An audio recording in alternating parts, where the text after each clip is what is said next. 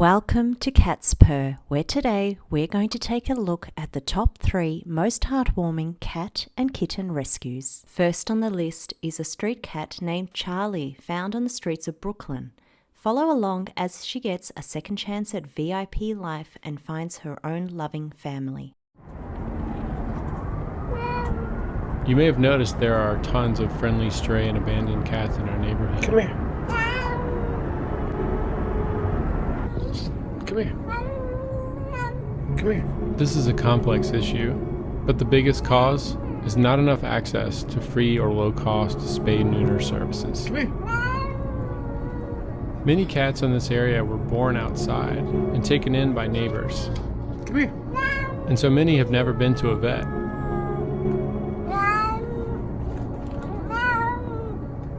They've never been vaccinated, spayed, or neutered.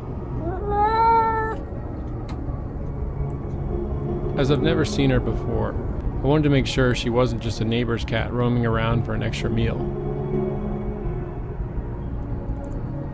We named her Chatty Charlie for obvious reasons.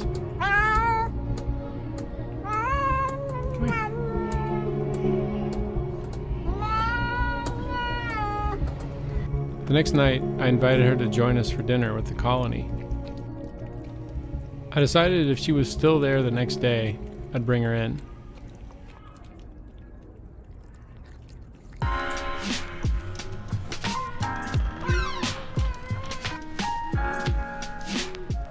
This brown spot here is saliva.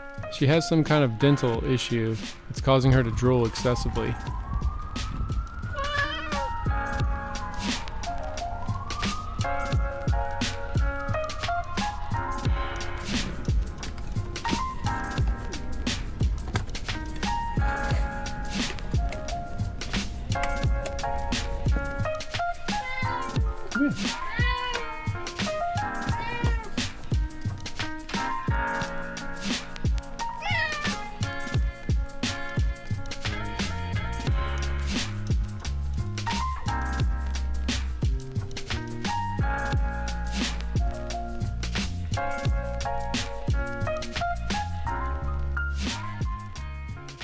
Charlie was very happy to be indoors. She continued to have drool or saliva on both sides of her mouth, so we took her to a vet to get it checked out.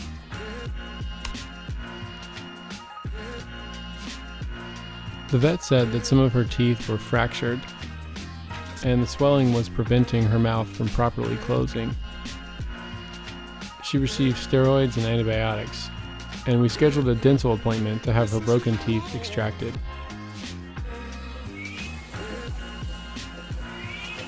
I'm not sure if it was separation anxiety or just her personality, but Charlie really loved being around people. She hated being excluded from any activity.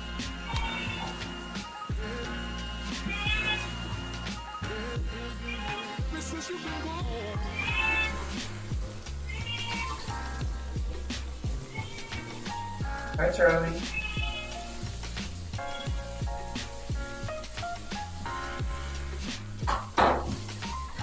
She also loved being around other cats.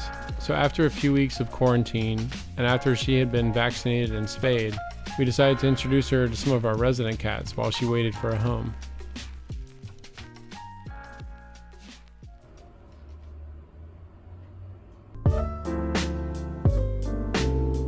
This is Garfield, our most easygoing resident cat.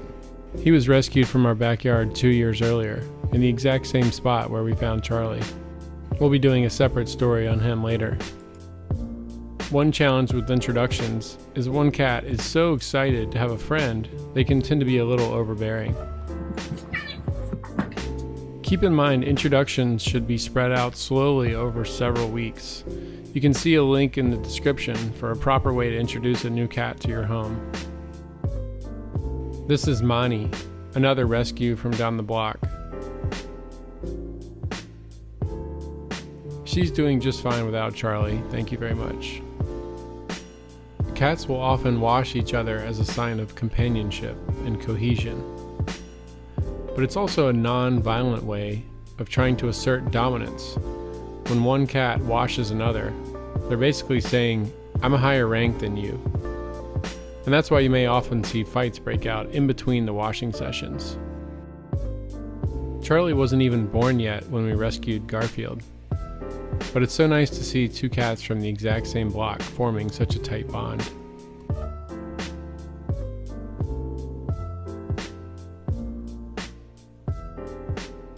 We enjoyed every day with her like it could be our last.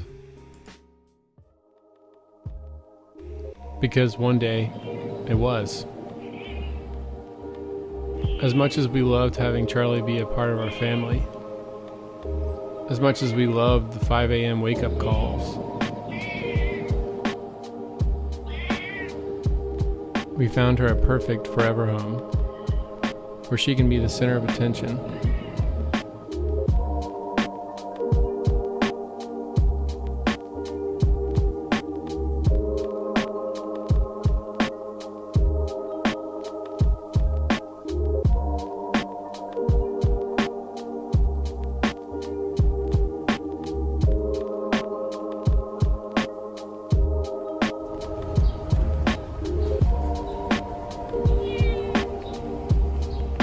Rescuing cats off the street is just treating the symptom. This cycle will continue until we actually address the problem. So we're partnering with another nonprofit organization, the Toby Project, to offer free or low-cost spay and neuter services to residents in Brooklyn. The service is designed for people who could not otherwise afford a vet. We know they love their cats just as much as everyone else.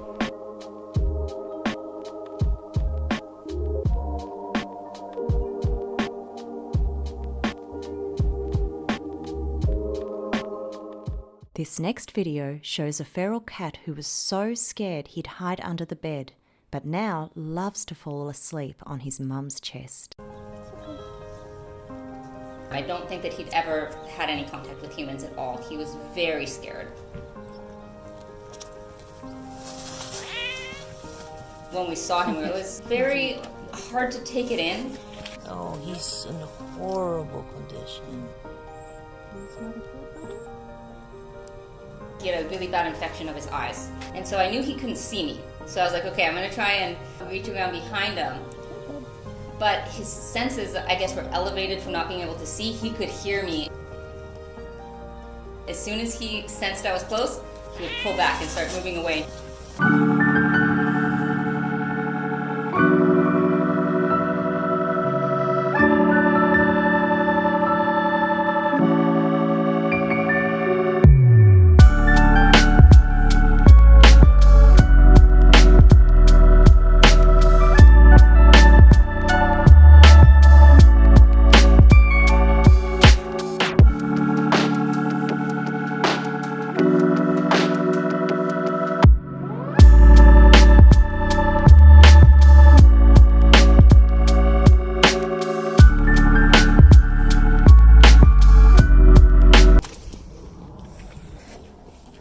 You could tell he was scared, but he was just letting it happen because he didn't know what else to do.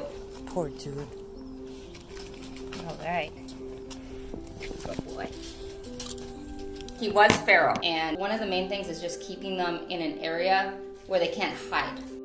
So we had him in a smaller crate so that he couldn't run away from us. And we started treating him for the mange right off the bat. Good boy. This is Apollo.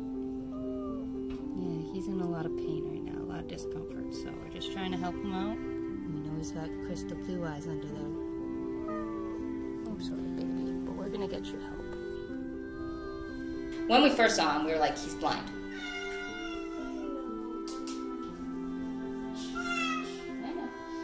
And because he couldn't see us, he would try and pull away, but he wasn't sure what he was pulling away from. He would just kind of cower over. It's okay. It's okay, bud. Good job. Good job, Polly. And then once he started to feel a little bit better, he started being a little bit more antisocial. What is happening? Come on, Paulo, go. Go, Polly, go. He's so big.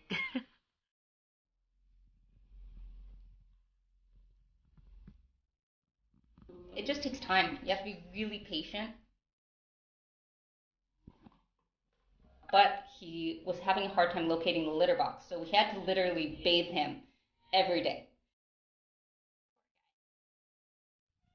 I know, it's not your fault.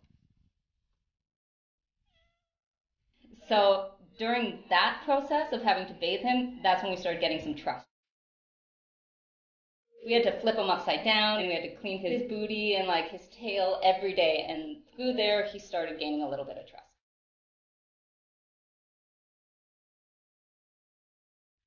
Oh, that's good. Yeah, buddy, litter box. Oh, he's going pee-pee.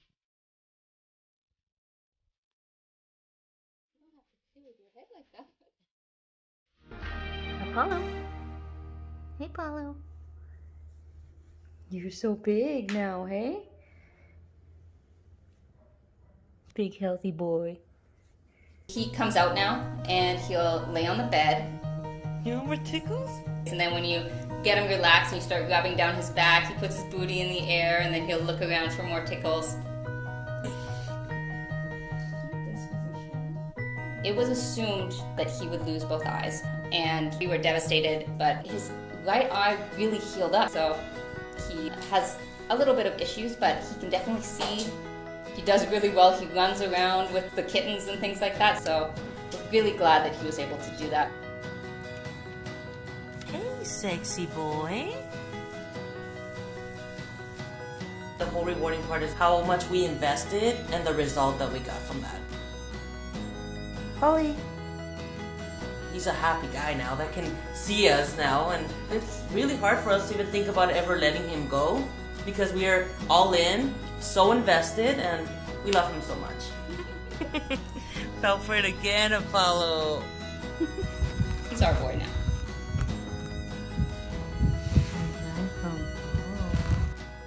And my favorite video here shows a guy who rescues a kitten from wildfire. This guy found a tiny kitten in the rubble of a huge fire and promised to make him a part of his family if he survived. Watch what happens. Where you see him laying up against the brick wall there, that was a house right behind that, a large house. And it's completely reduced to rubble. A half mile any direction, that was the only living creature we found. The car fire was the largest and most destructive fire we had in Shasta County ever. We heard the radio call come in for a kitten that was found in a burned out car. When we first got there, a tree had fallen down across the driveway, so we had to push past a tree to get up to where the kitten was. I don't think I would have survived what that cat survived. Oh, man. Yeah, he's in really bad shape. Come here, kitty cat. Come here. Where are you at? The car that he ends up running in and hiding in, the aluminum wheels on that car are melted into liquid. It was a miracle that he was alive. I spent probably about 30 minutes calling to him. Come here, kitty. Come here. Come on. So I reached my bare hand back down into the hole. After about 10 seconds, I felt him lay his head in my hand. I was able to get my arm underneath his little body and pull him out of there. If he wouldn't have come up to me, I couldn't have gotten him. He chose to come to me, and in that moment, I knew if this cat survives, I'm going to make a part of my family. No, we're going to get you some help. We're going to get you some help. Hold on. He had third-degree burns on all four paws. The vets looked at him, and they were hopeful, but they didn't make me any guarantees. They said, if he makes it through the night for the next 48 hours or so, we think he's going to make it. It was cool to watch his recovery. He was so loving, even though you knew he was in pain and you could see him all bandaged up and all of his burns, and he loved being loved on. Within 2 days of being at my house, getting to know Callie, getting to know my wife, and being in the home, he totally started to change. His personality went from being scared and clingy to really adventurous and brave. I named him Vulcan, which is the Roman god of fire. There he is. He started chasing around my dog. We've never been able to allow her to have another dog. She just goes too hard. She runs herself too hard. She injures herself. So having a cat that's loves to play with her and be around her, and to see that relationship unfold so quickly was such an awesome gift.